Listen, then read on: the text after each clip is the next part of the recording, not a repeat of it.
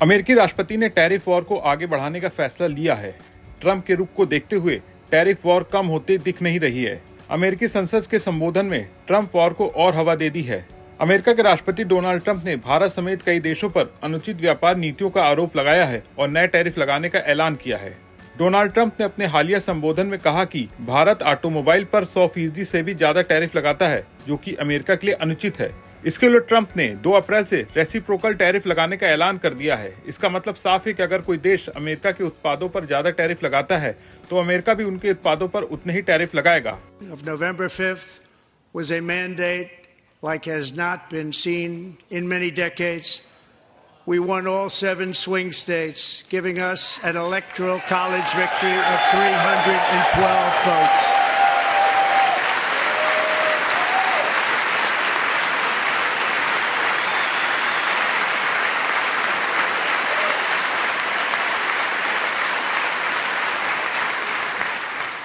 We won the popular vote by big numbers and won counties in our country.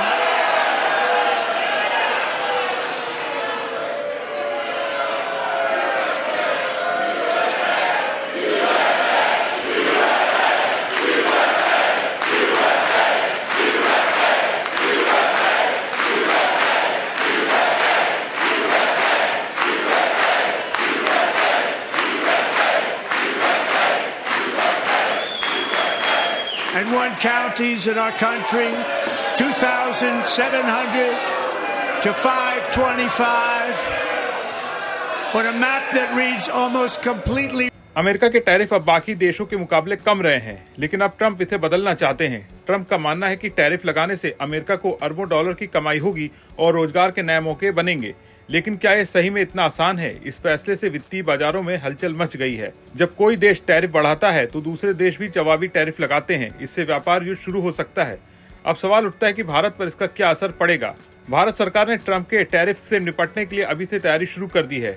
भारतीय अधिकारी अब उन उत्पादों पर टैरिफ कम करने की योजना बना रहे हैं जिन पर अमेरिका को आपत्ति है। इसमें ऑटोमोबाइल, कृषि उत्पाद, केमिकल्स, दवाएं और मेडिकल डिवाइसेस, इलेक्ट्रॉनिक्स शामिल हैं। इसके अलावा भारत ने हाई एंड मोटरसाइकिल्स पर टैरिफ 50% घटाकर 30% कर दिया है और बोरोबोन विस्की पर टैरिफ 150% से घटाकर 100% किया है। ट्रंप पहले ही भारत से आने वाले स्टील और एल्यूमिनियम पर 25% टैरिफ लगा चुके हैं, जिससे भारत को नुकसान हुआ था। भारत की कोशिश है कि अमेरिका के साथ एक व्यापार समझौता किया जाए ताकि टैरिफ का असर कम हो सके। पीएम नरेंद्र मोदी और डोनाल्ड ट्रंप के बीच हुई बैठक में दोनों देशों ने 2025 तक 500 अरब डॉलर के द्विपक्षीय व्यापार का लक्ष्य रखा है। अगर अमेरिका भारत पर टैरिफ लगाता है तो कुछ सेक्टर्स को सबसे ज्यादा नुकसान हो सकता है। ग्लोबल ट्रेड रिसर्च इनिशिएटिव्स की रिपोर्ट के मुताबिक chemical, metal products, jewellery, automobile और खाद्य उत्पादों को सबसे ज्यादा खतरा है।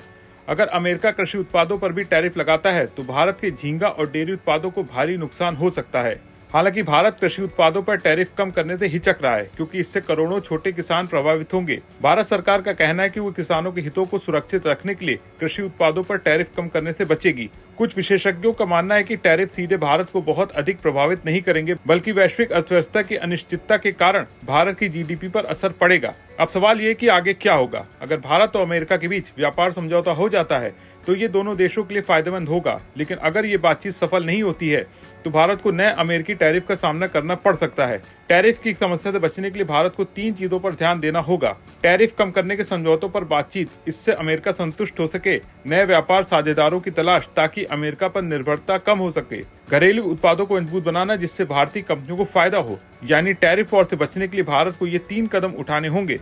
फिलहाल ट्रंप के टैरिफ से भारत को बड़ा नुकसान होता नहीं दिख रहा है, लेकिन टैरिफ वॉर से ग्लोबल इकोनॉमी को जो नुकसान हो रहा है उसका भुगतान भारत की इकोनॉमी को भी करना पड़ सकता है। आप इसके बारे में क्या सोचते हैं? अपने विचार कमेंट बॉक्स में जरूर लिखें। अगर वीडियो पसंद आया हो तो इसे लाइक करें, शेयर करें और बने रहें बिस्तक के साथ।